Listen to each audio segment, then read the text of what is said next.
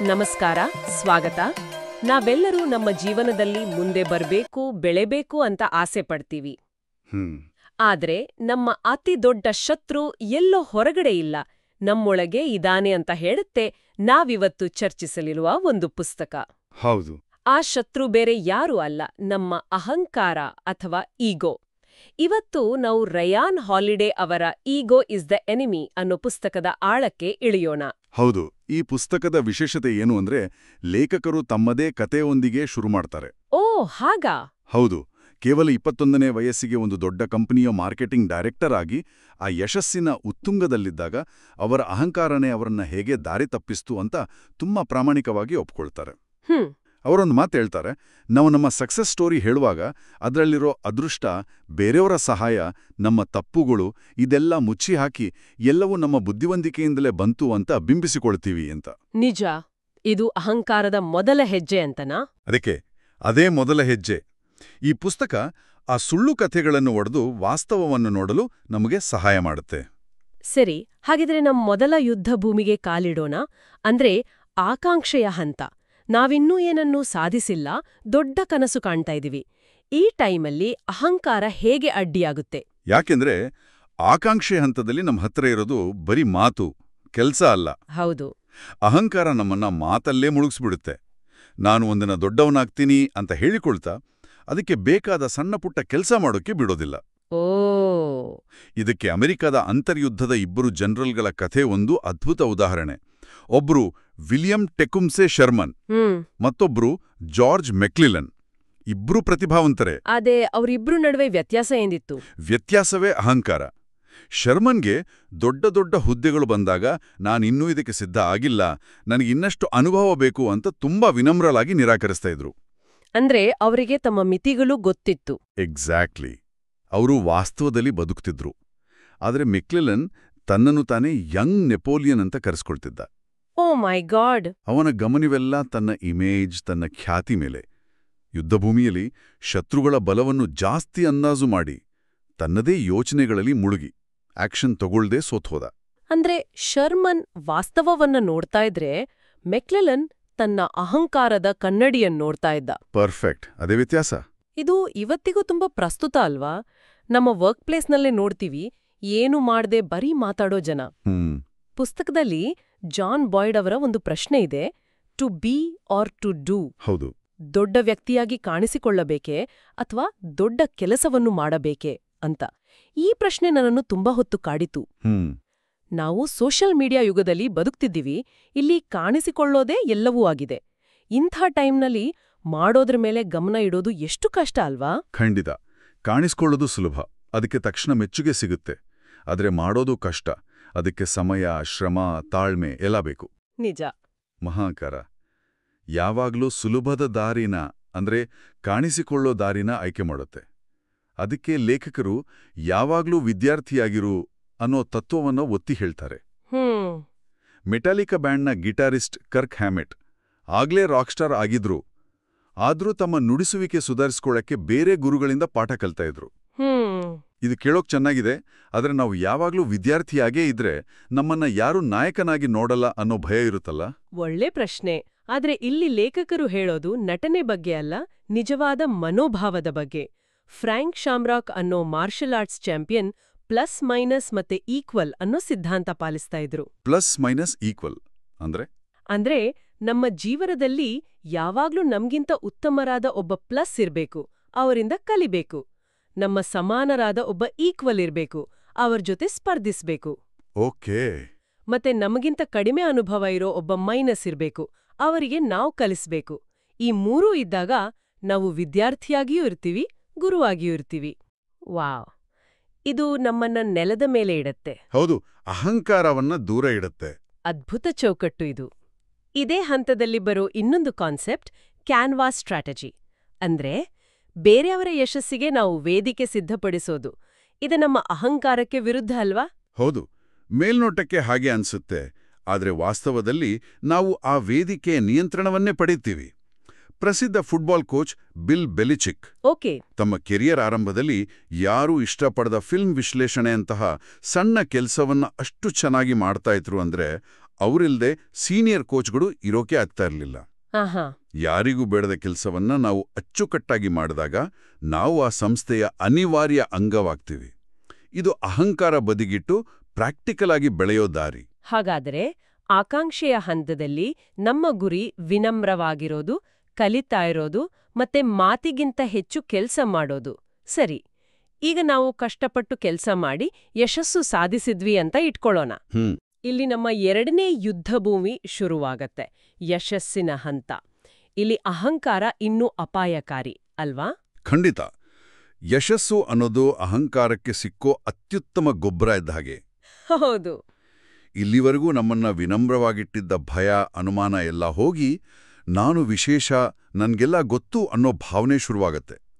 ಆಗ ನಾವು ಕಲಿಯೋದನ್ನ ನಿಲ್ಲಿಸ್ತೀವಿ, ಬೇರೆಯವ್ರ ಮಾತು ಕೇಳೋದನ್ನ ನಿಲ್ಲಿಸ್ತೀವಿ, ವಾಸ್ತವದಿಂದ ದೂರ ಹೋಗ್ತೀವಿ. ಹೌದು.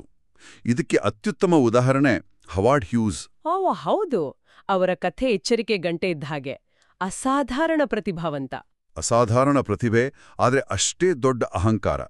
ಅದ್ಭುತ ಪೈಲಟ್, ಸಂಶೋಧಕ. ಆದ್ರೆ ಯಶಸ್ಸು ಬಂದ ಹಾಗೆ ಅವರ ಕಂಟ್ರೋಲ್ ಮಾಡೋ ಆಸೆ ಜಾಸ್ತಿ ಆಯ್ತು. ಪ್ರತಿಯೊಂದನ್ನು ತಾವೇ ಮಾಡ್ಬೇಕು ಅಂತ. ಅಷ್ಟೇ, ಯಾರ ಮಾತುನೂ ಕೇಳ್ಬಾರ್ದು ಅನ್ನೋ ಹಠ. ಅವರು ಕಟ್ಟಿಸಿದ ಸ್ಪ್ರೂಸ್ ಗೂಸ್ ಅನ್ನೋ ದೊಡ್ಡ ವಿಮಾನ ಕೇವಲ 1 ಮೈಲ್ ಹಾರಿ ಫೇಲ್ ಆಯ್ತು. ಅವರ ಸಿನಿಮಾ ಸ್ಟುಡಿಯೋ ನಷ್ಟದಲ್ಲಿ ಮುಳುಗಿತು. ಕೊನೆಗೆ ಒಂಟಿಯಾಗಿ ಸತ್ತೋದ್ರು. ಹೌದು, ಮಾನಸಿಕವಾಗಿ ಕುಗ್ಗಿ, ಎಲ್ಲರಿಂದ ದೂರವಾಗಿ. ಅವರ ಅಹಂಕಾರವೇ ಅವರನ್ನು ಒಳಗಿನಿಂದ ತಿಂದು ಹಾಕಿತು. ಇದಕ್ಕೆ ತದ್ವಿರುದ್ಧವಾದ ಉದಾಹರಣೆ ಕೂಡ ಇದೆಯಲ್ಲ, ಯಶಸ್ಸಿನ ಉತ್ತುಂಗದಲ್ಲಿದ್ರೂ ವಿನಮ್ರತೆ ಕಳ್ಕೊಳ್ಳದೆ ಇರೋರು.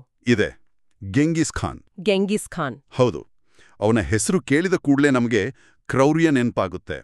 ಆದರೆ ಈ ಪುಸ್ತಕ ಅವನ ಇನ್ನೊಂದು ಮುಖವನ್ನ ತೋರಿಸುತ್ತೆ. ಅವನು ಇತಿಹಾಸದಲ್ಲೇ ಅತಿ ದೊಡ್ಡ ಸಾಮ್ರಾಜ್ಯ ಕಟ್ಟಿದ. ಅದ್ರ ಗುಟ್ಟೇನು? ಅವನು ಕಲಿಯೋ ಮನೋಭಾವ. ಅವನು ಒಂದು ಪ್ರದೇಶವನ್ನು ಗೆದ್ದಾಗ ಅಲ್ಲಿನ ಬುದ್ಧಿವಂತ ಇಂಜಿನಿಯರ್ಗಳು, ಆಡಳಿತಗಾರರು, ತಂತ್ರಜ್ಞರನ್ನ ತನ್ನ ಸೈನ್ಯಕ್ಕೆ ಸೇರಿಸ್ಕೊಳ್ತಾ ಇದ್ದ. ಓ ಓಕೆ. ಚೀನಾದಿಂದ ಮುತ್ತಿಗೆ ಯಂತ್ರಗಳ ತಂತ್ರಜ್ಞಾನ, ಪರ್ಷಿಯಾದಿಂದ ಆಡಳಿತ ತಂತ್ರಗಳು, ಹೀಗೆ ಕಲಿತ. ಅವನಿಗೆ ತನಗೆಲ್ಲವೂ ತಿಳಿದಿಲ್ಲ ಅನ್ನೋ ಸ್ಪಷ್ಟ ಅರಿವಿತ್ತು. ಯಶಸ್ಸು ಅವನ ಕಣ್ಮುಚ್ಚಿಲ್ಲ, ಬದಲಿಗೆ ಇನ್ನಷ್ಟು ತೆರೆಯಿತು. ಅಂದ್ರೆ ಯಶಸ್ಸು ನಮ್ಮನ್ನ ನನಗೆಲ್ಲ ಗೊತ್ತು ಅನ್ನೋ ಭ್ರಮೆಗೆ ತಳ್ಳುತ್ತೆ. ಆದ್ರೆ ನಿಜವಾದ ಜ್ಞಾನಿಗಳು ಅದನ್ನ ಇನ್ನಷ್ಟು ಕಲಿಯೋಕೆ ಒಂದು ಅವಕಾಶವಾಗಿ ನೋಡ್ತಾರೆ. ನಿಖರವಾಗಿ. ಅದಕ್ಕೆ ಫುಟ್ಬಾಲ್ ಕೋಚ್ ಬಿಲ್ ವಾಲ್ಶ್ ಅವರ ಕಾರ್ಯಕ್ಷಮತೆಯ ಗುಣಮಟ್ಟ ಅಥವಾ ಸ್ಟ್ಯಾಂಡರ್ಡ್ ಆಫ್ ಪರ್ಫಾರ್ಮೆನ್ಸ್ ಅನ್ನೋ ತತ್ವ ತುಂಬಾ ಮುಖ್ಯ ಆಗತ್ತೆ. ಅವರೊಂದು ಸೋಲುತ್ತಿದ್ದ ತಂಡವನ್ನ ಚಾಂಪಿಯನ್ ಮಾಡಿದ್ರು ಅಲ್ವಾ? ಹೌದು. ಹೇಗೆ ಅವರು ಆಟಗಾರರಿಗೆ ನಾವು ಮ್ಯಾಚ್ ಗೆಲ್ಲಬೇಕು ಅಂತ ಹೇಳಲಿಲ್ಲ, ಬದಲಿಗೆ ಸಣ್ಣಪುಟ್ಟ ವಿಷಯಗಳ ಮೇಲೆ ಗಮನ ಹರಿಸಿದ್ರು. ಸಣ್ಣ ವಿಷಯಗಳು ಅಂದ್ರೆ? ಆಟಗಾರರು ಹೇಗೆ ಯೂನಿಫಾರ್ಮ್ ಹಾಕ್ಬೇಕು, ಲಾಕರ್ ರೂಮ್ ಎಷ್ಟು ಕ್ಲೀನ್ ಆಗಿರಬೇಕು, ರಿಸೆಪ್ಷನಿಸ್ಟ್ ಫೋನ್ಗೆ ಹೇಗೆ ಉತ್ತರ ಕೊಡ್ಬೇಕು, ಹೀಗೆ ಪ್ರತಿಯೊಂದು ಸಣ್ಣ ವಿಷಯಕ್ಕೂ ಒಂದು ಸ್ಟ್ಯಾಂಡರ್ಡ್ ಫಿಕ್ಸ್ ಮಾಡಿದ್ರು. ಆಹಾ, ಅಂದ್ರೆ ದೊಡ್ಡ ರಿಸಲ್ಟ್ ಬಗ್ಗೆ ಚಿಂತೆ ಮಾಡೋ ಬದಲು ನಾವು ಪ್ರತಿದಿನ ಮಾಡೋ ಸಣ್ಣಪುಟ್ಟ ಕೆಲ್ಸಗಳನ್ನ ಸರಿಯಾಗಿ ಮಾಡೋದ್ರ ಮೇಲೆ ಗಮನ ಇಡಬೇಕು. ಅಷ್ಟೇ. ಯಾಕಂದ್ರೆ ರಿಸಲ್ಟ್ ನಮ್ ಕೈಲಿಲ್ಲ, ಆದ್ರೆ ಪ್ರಾಸೆಸ್ ನಮ್ ಕೈಲಿದೆ. ಅಹಂಕಾರ ಯಾವಾಗ್ಲೂ ರಿಸಲ್ಟ್ ಮತ್ತೆ ಖ್ಯಾತಿ ಮೇಲೆ ಫೋಕಸ್ ಮಾಡುತ್ತೆ, ಆದ್ರೆ ಶ್ರೇಷ್ಠತೆ ಪ್ರಾಸೆಸ್ ಮೇಲೆ ಫೋಕಸ್ ಮಾಡುತ್ತೆ. ನೋಡಿ, ಜನರಲ್ ಗ್ರ್ಯಾಂಟ್ ಯುದ್ಧ ಗೆದ್ದ ಮೇಲೆ ರಾಜಕೀಯ ಹಣದೇ ಹಿಂದೆ ಬಿದ್ದು ಒಂದು ಇನ್ವೆಸ್ಟ್ಮೆಂಟ್ ಕಂಪನಿಯಲ್ಲಿ ಮೋಸ ಹೋಗಿ ಕೊನೆ ದಿನಗಳನ್ನ ನೋವಲ್ಲಿ ಕಳೆದರು. ಆದ್ರೆ ಅವರ ಫ್ರೆಂಡ್ ಶರ್ಮನ್ ರಾಜಕೀಯದಿಂದ ದೂರ ಇದ್ದು ಸಂತೃಪ್ತ ಜೀವನ ನಡೆಸಿದ್ರು.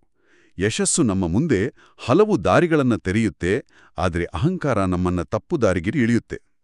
ಹಾಗಾದ್ರೆ ಯಶಸ್ಸು ಶಾಶ್ವತ ಅಲ್ಲ. ಸೋಲು ಬಂದಾಗ ಅದೇ ಅಹಂಕಾರ ಇನ್ನೊಂದು ಭಯಂಕರ ರೂಪ ತಾಳುತ್ತೆ ಅಲ್ವಾ? ಇದು ನಮ್ಮನ್ನ ಮೂರನೇ ಕೊನೆಯ ಯುದ್ಧಭೂಮಿಗೆ ಕರ್ಕೊಂಡು ಹೋಗುತ್ತೆ, ವೈಫಲ್ಯದ ಹಂತ. ಹೌದು, ವೈಫಲ್ಯ ಅನ್ನೋದು ನಮ್ಮ ಅಹಂಕಾರಕ್ಕೆ ಬೀಳೋ ದೊಡ್ಡ ಪೆಟ್ಟು. ಇಲ್ಲಿ ಅಹಂಕಾರ ಹೇಗೆ ಕೆಲಸ ಮಾಡುತ್ತೆ? 2 ರೀತಿ. ಒಂದು, ನಮ್ಮನ್ನ ಸಂಪೂರ್ಣ ಕುಗ್ಗಿಸಿಬಿಡುತ್ತೆ, ನಾನ್ ಯಾವುದಕ್ಕೂ ಲಾಯಕ್ಕಿಲ್ಲ ಅಂತ ಹೇರುತ್ತೆ. 2, ಬೇರೆಯವರ ಮೇಲೆ ಗೂಬೆ ಕೂರಿಸುತ್ತೆ, ಅವರಿಂದ ಹೀಗಾಯ್ತು, ಸಿಸ್ಟಮ್ ಸರಿಯಿಲ್ಲ ಅಂತ ದ್ವೇಷ ಕಾರುತ್ತೆ. 2 ದಾರಿನೂ ವಿನಾಶಕ್ಕೆ. ಹೌದು. ಇಲ್ಲಿ ವಾಷಿಂಗ್ಟನ್ ಪೋಸ್ಟ್ನ ಮಾಲೀಕರಾದ ಕ್ಯಾಥರಿನ್ ಗ್ರೇಹಾಂ ಅವರ ಕಥೆ ತುಂಬಾ ಸ್ಫೂರ್ತಿದಾಯಕ. ಅವರ ಪತಿಯ ಆತ್ಮಹತ್ಯೆ ನಂತರ ಅವರಿಗೆ ಪತ್ರಿಕೆಯ ಜವಾಬ್ದಾರಿ ಇದ್ದಕ್ಕಿದ್ದಂತೆ ಹೆಗಲ್ಗೆ ಬಿತ್ತು, ಅದು ಯಾವುದೇ ಅನುಭವ ಇಲ್ಲದೆ. ಹೌದು. ಆ ಸಮಯದಲ್ಲಿ ಅವರ ಸುತ್ತಮುತ್ತ ಇದ್ದವರೆಲ್ಲ ಪುರುಷರು, ಯಾರೂ ಅವರನ್ನ ಗಂಭೀರವಾಗಿ ತಗೊಳ್ತಾ ಇರಲಿಲ್ಲ. ಆದರೆ ಅವರ ಗಮನ ತಮ್ಮ ನೋವಿನ ಮೇಲಿರಲಿಲ್ಲ. ಬದಲಿಗೆ ತಮ್ಮ ಕುಟುಂಬದ ಪರಂಪರೆ ಮತ್ತೆ ಆ ಪತ್ರಿಕೆಯನ್ನು ಉಳಿಸೋದಾಗಿತ್ತು ಅವರ ಉದ್ದೇಶ. ಅವರ ಉದ್ದೇಶ ಅವರಿಗಿಂತ ದೊಡ್ಡದಾಗಿತ್ತು. ಅದಕ್ಕೆ ಪೆಂಟಗಾನ್ ಪೇಪರ್ಸ್, ವಾಟರ್ಗೇಟ್ ಹಗರಣಗಳಂಥ ದೊಡ್ಡ ಸವಾಲುಗಳನ್ನು ಅವರು ಧೈರ್ಯವಾಗಿ ಎದುರಿಸಿದ್ರು. ವೈಫಲ್ಯದ ಸಮಯದಲ್ಲಿ ನಮ್ಮ ಮುಂದಿರೋ ಆಯ್ಕೆಗಳ ಬಗ್ಗೆ ಪುಸ್ತಕದಲ್ಲಿ ಒಂದು ಅದ್ಭುತ ಪರಿಕಲ್ಪನೆ ಇದೆ. ಅಲೈವ್ ಟೈಮ್ ಅಥವಾ ಡೆಡ್ ಟೈಮ್. ಹೌದು, ಸದುಪಯೋಗದ ಸಮಯ ಮತ್ತು ವ್ಯರ್ಥವಾದ ಸಮಯ. ಇದು ಮ್ಯಾಲ್ಕಮ್ ಎಕ್ಸ್ ಅವರ ಜೀವನದಿಂದ ಬಂದಿದ್ದು. ಮ್ಯಾಲ್ಕಮ್ ಎಕ್ಸ್ ಜೈಲಲ್ಲಿದ್ದಾಗ ಆ ಸಮಯವನ್ನ ಬರೀ ಶಿಕ್ಷೆ ಅಂತ ಸುಮ್ಮನೆ ವೇಸ್ಟ್ ಮಾಡ್ಬೋದಿತ್ತು. ಅದು ಡೆಡ್ ಟೈಮ್ ಆಗ್ತಿತ್ತು. ಆದರೆ ಅವ್ರು ಹಾಗೆ ಮಾಡಲಿಲ್ಲ. ಅವರು ಜೈಲನ್ನ ತಮ್ಮ ಯೂನಿವರ್ಸಿಟಿ ಮಾಡ್ಕೊಂಡ್ರು. ಲೈಬ್ರರಿಲಿ ಸಿಕ್ಕ ಪ್ರತಿಯೊಂದು ಬುಕ್ ಓದಿದ್ರು. ತಮ್ಮ ವೊಕ್ಯಾಬ್ಲರಿ ಜಾಸ್ತಿ ಮಾಡ್ಕೊಡೋಕೆ ಡಿಕ್ಷನರಿಯನ್ನ ಪದವಾಗಿ ಕಾಪಿ ಮಾಡಿದ್ರು. ವಾವ್! ಅಂದ್ರೆ ಅವರು ಆ ಸಮಯವನ್ನ ಅಲೈವ್ ಟೈಮ್ ಆಗಿ ಪರಿವರ್ತಿಸಿದ್ರು. ಹೌದು, ಕಷ್ಟದ ಸಮಯದಲ್ಲಿ ನಾವು ಆ ಸಮಯವನ್ನ ವೇಸ್ಟ್ ಮಾಡ್ತಿದೀವಾ ಅಥವಾ ಬೆಳವಣಿಗೆಗೆ ಬಳಸ್ಕೊಳ್ತಿದೀವಾ ಅನ್ನೋದು ನಮ್ಮ ಅಹಂಕಾರವನ್ನ ಅವಲಂಬಿಸಿರುತ್ತೆ. ಇದು ನಿಜಕ್ಕೂ ಶಕ್ತಿಯುತವಾದ ಆಲೋಚನೆ. ಆದ್ರೆ ಕೆಲವೊಮ್ಮೆ ನಾವು ಎಷ್ಟೇ ಪ್ರಯತ್ನ ಪಟ್ರೂ ಅದಕ್ಕೆ ತಕ್ಕ ಪ್ರತಿಫಲ ಸಿಗಲ್ಲ. ಆಗ ನಿರಾಸೆ ಆಗೋದು ಸಹಜ ಅಲ್ವಾ? ಅದಕ್ಕೆ ಪುಸ್ತಕದಲ್ಲಿ ಜನರಲ್ ಬೆಲಿಸಾರಿಯಸ್ನ ಉದಾಹರಣೆ ಇದೆ. ಅವನು ತನ್ನ ಚಕ್ರವರ್ತಿಗಾಗಿ ಅದೆಷ್ಟೋ ಯುದ್ಧಗಳನ್ನ ಗೆದ್ರೂ ಕೊನೆಗೆ ಅವನಿಗೆ ಸಿಕ್ಕಿದ್ದು ಅವಮಾನ. ಆದ್ರೂ ಅವನು ಯಾವತ್ತೂ ದೂರು ಹೇಳಲಿಲ್ಲ. ಯಾಕೆಂದ್ರೆ ಅವನಿಗೆ ಸರಿಯಾದ ಕೆಲಸ ಮಾಡೋದಷ್ಟೇ ಮುಖ್ಯವಾಗಿತ್ತು, ಅದಕ್ಕೆ ಸಿಗೋ ಮನ್ನಣೆ ಅಲ್ಲ. ಅವನ ದೃಷ್ಟಿಯಲ್ಲಿ ಪ್ರಯತ್ನವೇ ಸಾಕು. ರಿಸಲ್ಟ್ ಏನೇ ಇರ್ಲಿ, ನಮ್ಮ ಅತ್ಯುತ್ತಮ ಪ್ರಯತ್ನ ಮಾಡಿದ್ವಿ ಅನ್ನೋ ಸಮಾಧಾನ ಅಷ್ಟೇ. ಅಹಂಕಾರ ಯಾವಾಗ್ಲೂ ಮನ್ನಣೆ, ಪ್ರಶಸ್ತಿ ಕೇಳ್ತಾ ಇರುತ್ತೆ. ಆದ್ರೆ ನಿಜವಾದ ಸ್ಥಿತಿಪ್ರಜ್ಞತೆ ನಮ್ಮ ಪ್ರಯತ್ನದಲ್ಲೇ ಸಂತೃಪ್ತಿ ಕಾಣುತ್ತೆ. ವೈಫಲ್ಯದ ಇನ್ನೊಂದು ಮುಖ ಅಂದ್ರೆ ಅದು ಕೆಲವೊಮ್ಮೆ ನಮ್ಗೆ ಬೇಕಾದೊಂದು ರೀಸೆಟ್ ಬಟನ್ ಆಗಿರಬಹುದು. ಪುಸ್ತಕದಲ್ಲಿ ಇದನ್ನ ಫೈಟ್ ಕ್ಲಬ್ ಮೊಮೆಂಟ್ ಅಂತಾರೆ. ಹೌದು, ಎಲ್ಲವನ್ನೂ ಕಳ್ಕೊಂಡಾಗ ನಾವು ಸತ್ಯವನ್ನ ಎದುರಿಸ್ತೀವಿ. ಹೊಸದಾಗಿ ಶುರು ಮಾಡೋಕೆ ಒಂದು ಅವಕಾಶ ಸಿಗುತ್ತೆ. ಆದ್ರೆ ಎಲ್ಲರೂ ಈ ಅವಕಾಶ ಬಳಸ್ಕೊಳ್ಳಲ್ಲ. ಖಂಡಿತ. ಇಲ್ಲಿ ಜಾನ್ ಡಿಲೋರಿಯನ್ ಮತ್ತೆ ಸ್ಟೀವ್ ಜಾಬ್ಸ್ ನಡುವಿನ ವ್ಯತ್ಯಾಸ ಸ್ಪಷ್ಟವಾಗಿ ಕಾಣುತ್ತೆ. ಸ್ಟೀವ್ ಜಾಬ್ಸ್ ಅವರನ್ನ ಅವರೇ ಕಟ್ಟಿದ ಆಪಲ್ ಕಂಪ್ನಿಯಿಂದ ಹೊರಹಾಕಿದ್ರು. ಅವರ ಜೀವನದ ಅತಿದೊಡ್ಡ ವೈಫಲ್ಯ. ಹೌದು, ಆದರೆ ಆ ಸಮಯವನ್ನ ಅವರು ತಮ್ಮ ಬೆಳವಣಿಗೆಗೆ ಬಳಸ್ಕೊಂಡ್ರು. ನೆಕ್ಸ್ಟ್ ಮತ್ತೆ ಪಿಕ್ಸಾರ್ ಕಟ್ಟಿ ಇನ್ನಷ್ಟು ಪ್ರಬುದ್ಧರಾಗಿ ಆಪಲ್ಗೆ ವಾಪಸ್ ಬಂದ್ರು. ಆದರೆ ಜಾನ್ ಡಿಲೋರಿಯನ್ ತನ್ನ ಕನಸಿನ ಕಾರು ಕಂಪನಿ ಫೇಲಾದಾಗ ಹತಾಶರಾಗಿ ಕೊಕೇನ್ ಬಿಸ್ನೆಸ್ನಲ್ಲಿ ಸಿಕ್ಕಾಕೊಂಡು ಲೈಫನ್ನೇ ಹಾಳು ಮಾಡ್ಕೊಂಡ್ರು. ಅಂದ್ರೆ ವೈಫಲ್ಯ ಅನ್ನೋದು ಒಂದು ಕವಲು ದಾರಿ. ಹೌದು, ಒಂದು ದಾರಿ ಬೆಳವಣಿಗೆಗೆ, ಇನ್ನೊಂದು ವಿನಾಶಕ್ಕೆ. ನಮ್ಮ ಅಹಂಕಾರವೇ ನಾವು ಯಾವ ದಾರಿ ಹಿಡಿತೀವಿ ಅನ್ನೋದನ್ನ ನಿರ್ಧರಿಸುತ್ತೆ. ಕೊನೆಯದಾಗಿ ವೈಫಲ್ಯದ ಸಮಯದಲ್ಲಿ ಬರುವ ಮತ್ತೊಂದು ಅಹಂಕಾರದ ರೂಪ ದ್ವೇಷ. ಹೌದು, ಪತ್ರಿಕಾ ದೊರೆ ವಿಲಿಯಂ ರಾಂಡಾಲ್ಫ್ ಹರ್ಸ್ಟ್ನ ಕಥೆ ಇದಕ್ಕೆ ಸಾಕ್ಷಿ.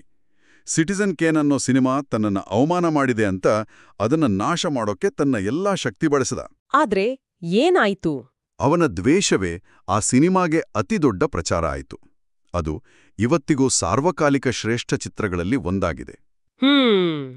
ದ್ವೇಷ ನಮ್ಮನ್ನ ಎಲ್ಲೂ ತಲುಪಿಸಲ್ಲ. ಇಲ್ಲ, ಅದು ನಮ್ಮನ್ನ ಇರೋ ಜಾಗದಲ್ಲೇ ಕಟ್ಟಿಹಾಕತ್ತೆ. ಹಾಗಾದ್ರೆ ಈ ಇಡೀ ಚರ್ಚೆಯನ್ನ ಒಟ್ಟುಗೂಡ್ಸೋದಾದ್ರೆ ಅಹಂಕಾರ ಅನ್ನೋದು ಬರೀ ಒಂದು ಕೆಟ್ಟ ಗುಣ ಅಲ್ಲ. ಅದು ನಮ್ಮ ಜೀವನದ ಪ್ರತಿಯೊಂದು ಹಂತದಲ್ಲೂ, ಅಂದ್ರೆ ಆಕಾಂಕ್ಷೆ, ಯಶಸ್ಸು ಮತ್ತೆ ವೈಫಲ್ಯ, ಈ ಎಲ್ಲದರಲ್ಲೂ ನಮ್ಮ ಪ್ರಗತಿಗೆ ಅಡ್ಡಿಪಡಿಸೋ ಒಂದು ಪ್ರಬಲ ಶತ್ರು. ಹೌದು. ಕೊನೆಗೆ ಈ ಪುಸ್ತಕ ಹೇಳೋದು ಕೇವಲ ವೃತ್ತಿಪರವಾಗಿ ಹೇಗೆ ಉತ್ತಮರಾಗೋದು ಅಂತ ಅಲ್ಲ, ಅದಕ್ಕಿಂತ ಮುಖ್ಯವಾಗಿ ಒಬ್ಬ ಉತ್ತಮ ಮನುಷ್ಯರಾಗೋದು ಹೇಗೆ ಅಂತ. ಸಂತೋಷವಾಗಿ, ಸಮಚಿತ್ತದಿಂದ, ನಿಸ್ವಾರ್ಥಿಯಾಗಿ ಬದುಕೋದು ಹೇಗೆ ಅಂತ. ಲೇಖಕರು ಒಂದು ಮಾತು ಹೇಳ್ತಾರೆ, ನಮ್ಮ ವ್ಯಕ್ತಿತ್ವವನ್ನ ಸುಧಾರಿಸಿಕೊಳ್ಳೋದು ವೃತ್ತಿಪರ ಯಶಸ್ಸಿಗೆ ದಾರಿ ಮಾಡುತ್ತೆ. ಆದರೆ ವೃತ್ತಿಪರ ಯಶಸ್ಸು ಉತ್ತಮ ವ್ಯಕ್ತಿತ್ವಕ್ಕೆ ದಾರಿ ಮಾಡೋದು ತುಂಬಾ ಅಪರೂಪ ಅಂತ. ಅದೊಂದು ಅತ್ಯುತ್ತಮ ಮಾತು. ಹಾಗಾದ್ರೆ ಕೇಳುಗರು ಯೋಚಿಸೋಕೆ ಒಂದು ಕೊನೆಯ ಪ್ರಶ್ನೆಯನ್ನ ಬಿಟ್ಹೋಗೋಣ. ಖಂಡಿತ. ನಮ್ಮ ಜೀವನದ ಯಾವ ಕ್ಷೇತ್ರದಲ್ಲಿ, ಅದು ನಮ್ಮ ವೃತ್ತಿ ಇರ್ಬೋದು ಅಥವಾ ಸಂಬಂಧಗಳಿರ್ಬೋದು, ನಮ್ಮ ಅರಿವಿಗೆ ಬಾರದಂತೆ ನಮ್ಮ ಅಹಂಕಾರವು ಸೂಕ್ಷ್ಮವಾಗಿ ನಮ್ಮ ಬೆಳವಣಿಗೆಯನ್ನ ತಡೀತಾ ಇರ್ಬೋದು. ಇದರ ಬಗ್ಗೆ ಯೋಚಿಸುತ್ತಾ ಇಂದಿನ ಚರ್ಚೆಯನ್ನ ಮುಗಿಸೋಣ. ಮುಂದಿನ ಬಾರಿ ಮತ್ತೊಂದು ವಿಷಯದೊಂದಿಗೆ ಭೇಟಿಯಾಗೋಣ.